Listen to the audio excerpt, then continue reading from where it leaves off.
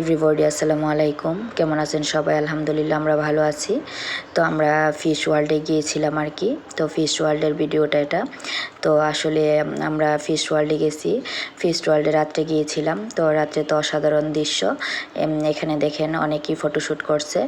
আর fish ওয়ার্ল্ডের ভিতরটা অনেক সুন্দর, কারণ আমরা গত বছর গিয়েছিলাম কিন্তু ফিশ ওয়ার্ল্ডের ভিতরে যাওয়া হয় নাই। এবার ফিশ ওয়ার্ল্ডের ভিতরে যাওয়া হয়েছে, কারণ বড় ভাই আর পিছিয়ে গেছে। তো তারা আবদার করতেছে যে তার চাহিদা ফিশ ওয়ার্ল্ডের ভিতরে অ্যাকোরিয়ামের ভিতরে যাবে, সেজন্য আমরা অ্যাকোরিয়ামের ভিতরে যাচ্ছি আর কি।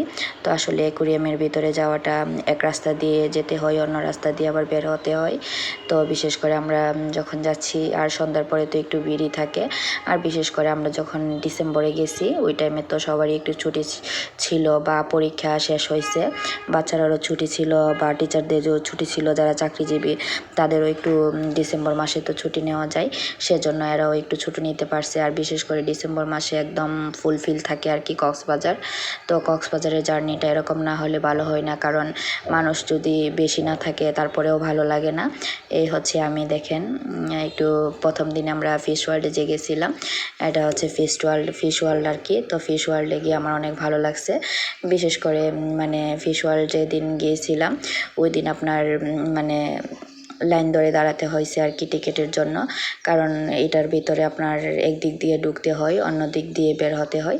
এ হচ্ছে বাবুভাই পিচিটাকে নিয়ে রাখছে। এই হচ্ছে তাবাসুম দেখেন কত মজা করতেছে। তো আসলে ম্যাডামের সাথে গেছে। তো এই হচ্ছে নুসরাতও দেখেন কত মজা করতেছে। আর নুসরাত আর তাবাসুম অনেক মজা করছে। আর আমি তো কেমন লাগছে অবশ্যই কমেন্ট করে জানাবেন।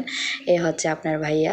তো আপনার ভাইয়া আর আমি একসাথে দাঁড়াইছিলাম। তো সাইমন ভাই অনেক কিছু বলতেছে, সেজন্য ভাবলাম যে না, একসাথে দাঁড়াইলে উনি অনেক কিছু আমাদেরকে বলে, মানে হাসাহাসি করে আর কি।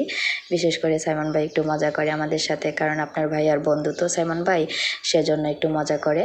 আর সাইমন ভাই না গেলে হয়তো এত মজা লাগতো না। তো আমরা সবাই লাইনে দাঁড়াইছি, দেখেন একে একে ঢুকতেছে। তো এভাবে ঢুকতে আমরা অনেকক্ষণ লাইনে দাঁড়াই থাকতে হচ্ছে। তো আসলে এভাবেই ঢোকা লাগে, কারণ একজন করে এভাবে আমরা ঢুকতেছি। তো এই যে আমরা ঢোকার পরে ভিতরে মনে করেন সব কিছুই আছে অ্যাকোরিয়ামের ভিতর। তো মানে আপনার যে কোনো বিষয় বলেন, যে কোনো ইয়েই বলেন, সব কিছু থেকে কিন্তু একটু ধৈর্য থাকতে হয়, কারণ ধৈর্য ছাড়া কোনো কিছু হয় না। আর বিশেষ করে এই হচ্ছে বড় ভাইয়ের ফ্যামিলি 2জন, আর এই পিচ্ছি 2জন। তো আমরা এখানে প্রথম ঢোকার পরে এখানে সবাই বলতেছে, মানে ওনারা মানে ফটো রাখার জন্য বলতেছে যে এখানে দাঁড়ানোর জন্য। তারপরে আমরা এখানে দাঁড়াইছিলাম তো একটু ফটো ওঠানোর জন্য, সেজন্য ওনারা তাড়া করে ফটো উঠাইছে আর কি সবাইকে একসাথে।